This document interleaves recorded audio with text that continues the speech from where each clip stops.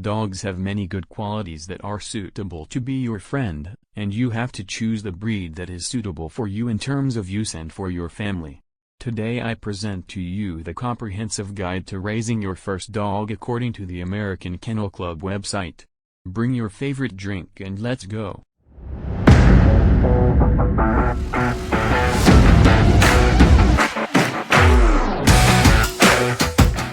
The American Kennel Club website presents 16 steps, which we have summarized for you in 10 steps. Step 1. Prepare yourself for breeding a litter of puppies.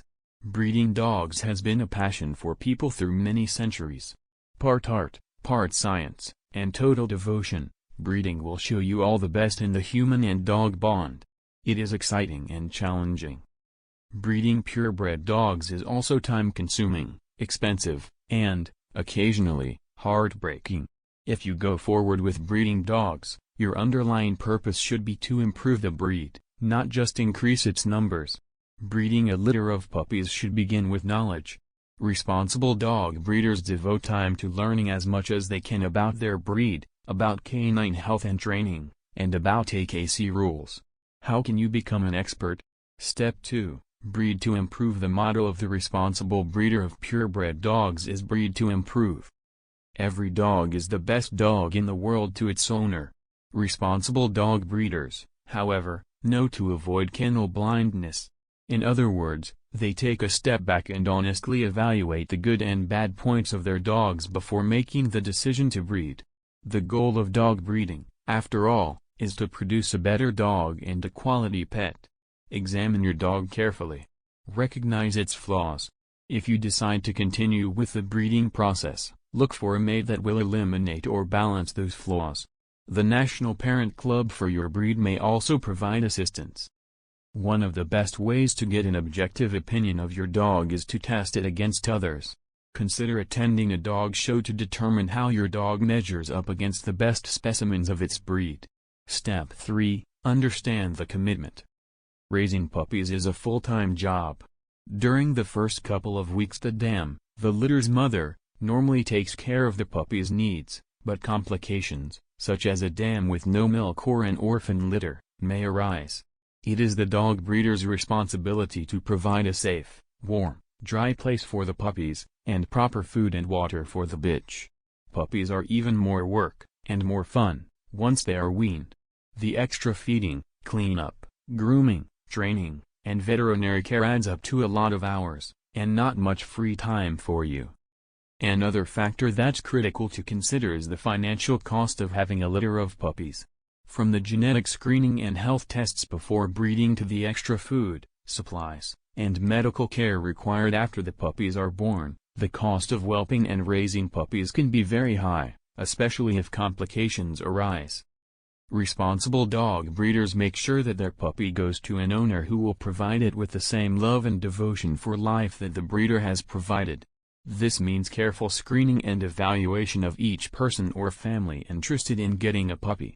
Step 4. Choose a suitable mate.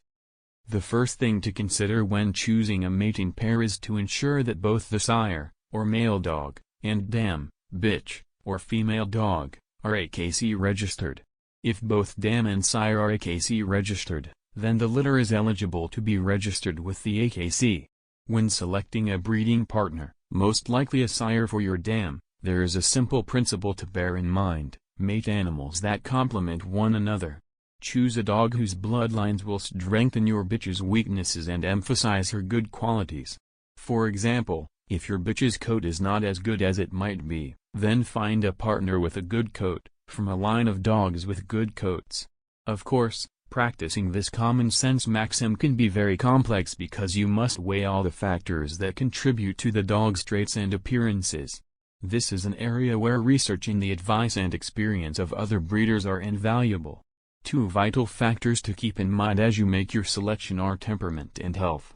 Temperament is a hereditary trait in dogs, although it can be influenced by other external factors. Selection over many generations eventually produced breeds with the correct temperament to pull sleds, follow scent on trails, or retrieve game. The inheritance factors of temperament are complex. However, you should never consider breeding a dog with a questionable temperament. Step 5. Know your genetics. To be an effective and responsible dog breeder, you should have a basic understanding of the science of genetics. Everything about your prospective puppy's health, soundness, looks, and temperament will be determined by the genes passed on by their parents, and by their parents before them. Therefore, the selection of a mating pair should not be made solely on the basis of the dog's or bitch's looks, or temperament or soundness, etc., but should be based on an understanding of how the animal's genes contributed to its looks and of how those genes are passed on and expressed. That is why it is essential to study the pedigrees of your mating pair. The more knowledge you have as you make your selection, the more likely you are to produce a litter with the qualities you desire. You should also be well versed in the genetic problems that affect your breed. Genetic defects can occur in any breed and can affect any system in the body. Some genetic diseases may occur in many breeds, others occur in only one or a few breeds. Diseases that follow a dominant pattern of inheritance need only one abnormal gene. That is, if only one parent is affected, the condition will show up in each successive generation. Some individuals may be only mildly affected with the condition, making it difficult to detect. In such cases, the condition can mistakenly be thought to skip generations. Diseases that follow a recessive pattern of inheritance occur in homozygous individuals, meaning dogs with two abnormal genes. Dogs with one mutant and one normal gene are heterozygous, and they are carriers of the condition. They appear normal but can pass the abnormal gene to their offspring. Recessive mutant genes can be passed through many generations before emerging in the offspring of two dogs that carry the same genetic mutation. Polygenic disorders result from the cumulative action of a number of different genes. The exact number of genes involved and their individual functions are difficult to determine, and the pattern of inheritance tends to vary from family to family.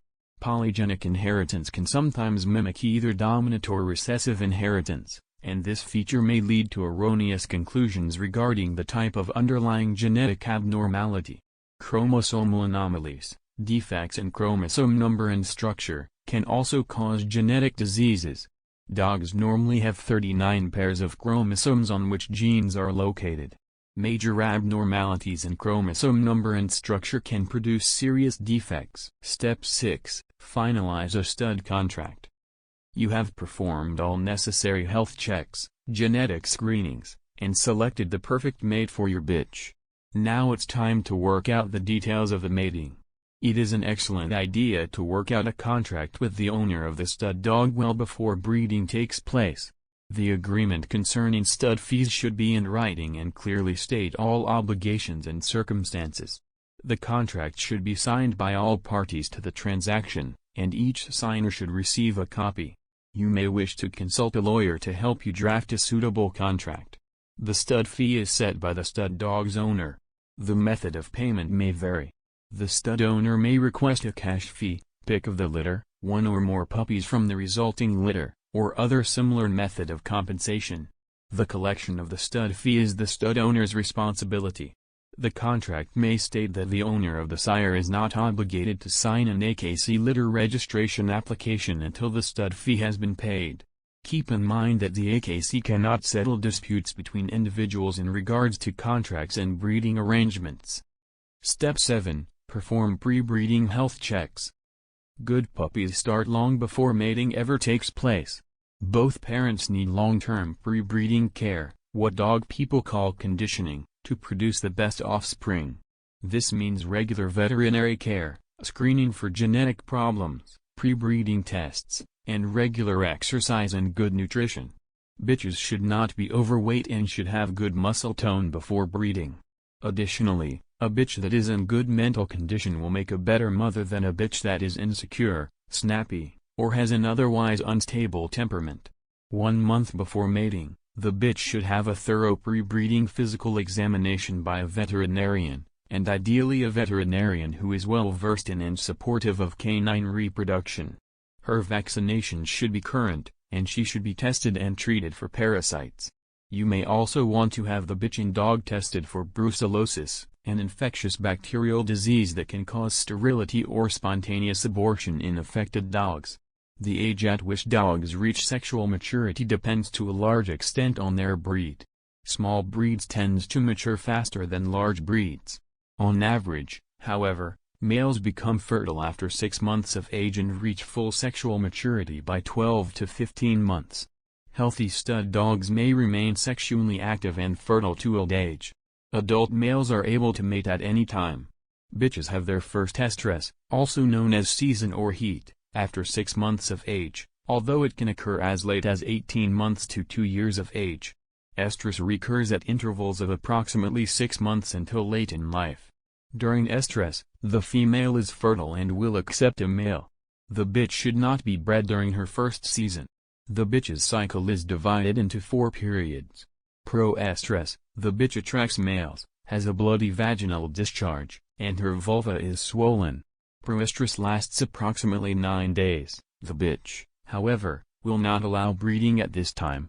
Estrus, during this period, which also lasts approximately 9 days, the bitch will accept the male and is fertile. Ovulation usually occurs in the first 48 hours, however, this can vary greatly. Destress, lasting 60 to 90 days. Destress is the period when the reproductive tract is under the control of the hormone progesterone. This occurs whether or not the bitch becomes pregnant. False pregnancy, a condition in which the bitch shows symptoms of being pregnant although she has not conceived, is occasionally seen during destress. Anestrus, no sexual activity takes place. Anestrus lasts between 3 and 4 months. Step 8. Mating. Natural breeding. Responsible dog breeders generally do not breed a bitch at the first heat to avoid imposing the stress of pregnancy and lactation on a young, growing animal. It is also customary to avoid breeding a bitch on consecutive heats to allow sufficient time for recuperation between pregnancies. Most dogs are first bred between the 10th and 14th day after the onset of pro-estrus. As long as the bitch will accept the male, mating every other day for a total of 2 or 3 matings is generally considered sufficient. However, signs of pro-estrus are not obvious in some bitches. To catch the peak fertile period, a veterinarian may need to perform hormone tests or examine vaginal smears under a microscope. Bitches are usually less inhibited by new environments, so they are usually taken to the stud. Breedings involving young males proceed more smoothly if they are paired with experienced bitches. Sometimes human handlers must step in with assistance or guidance during breedings. Some breeds are more prone to needing assistance than others because of anatomical considerations. Discussing this process with your own breeder will help you be prepared for how you may need to assist.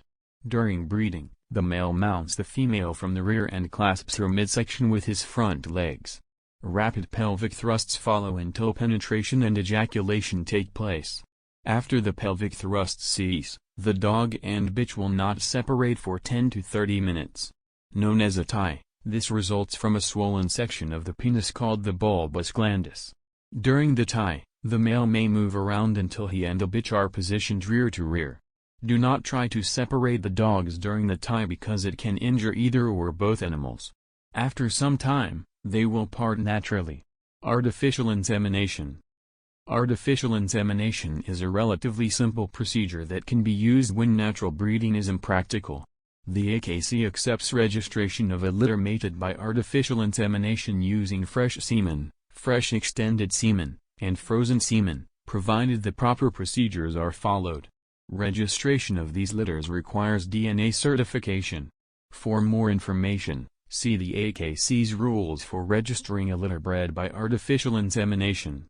Step 9. Pregnancy and whelping preparation. Watch for signs of pregnancy. Canine gestation lasts approximately 63 days.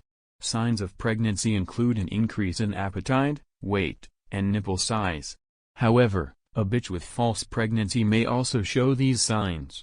A veterinarian can usually confirm a pregnancy through abdominal palpitation at 28 days, or by using ultrasound or X-rays. Once pregnancy is confirmed, you should talk to your vet about special feeding requirements and what to expect during pregnancy, labor, and after birth. You should also be briefed on how to recognize and respond to an emergency. If you have been feeding your bitch a well-balanced, high-quality diet, you should not need to add anything to her food during her pregnancy. However, some breeders advocate supplementation with a protein source such as evaporated milk, eggs, meat, or liver. These supplements should never represent more than 10% of the bitch's daily food intake. Accustom your bitch to the whelping box. It is a good idea to build a whelping box well in advance so the bitch has time to become accustomed to it. Unless you have already accustomed her to a whelping box, she may choose your closet or another inappropriate place for a delivery room. An ideal whelping environment is warm, dry, quiet, draft-free, and away from all other dogs when possible. Confinement and whelping location of your bitch is relative to her breed and size. A good whelping box is roomy and has low sides so you can easily reach in.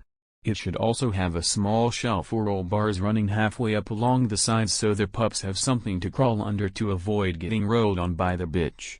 Many breeders prefer to line the box with newspapers until after delivery because paper can be changed quickly when it becomes soiled. After whelping, newspapers are typically replaced with non-skid bath mats, outdoor carpeting, or something else that provides better footing for the puppies. Shortly before whelping, the bitch's body temperature will drop to 99 degrees or lower, from a normal temperature of 100 to 102.5. Approximately 24 hours after her temperature drops, she can be expected to enter the first stage of labor when the cervix dilates and opens the birth canal for the passage of puppies. At this time, she will pant, strain, and appear restless.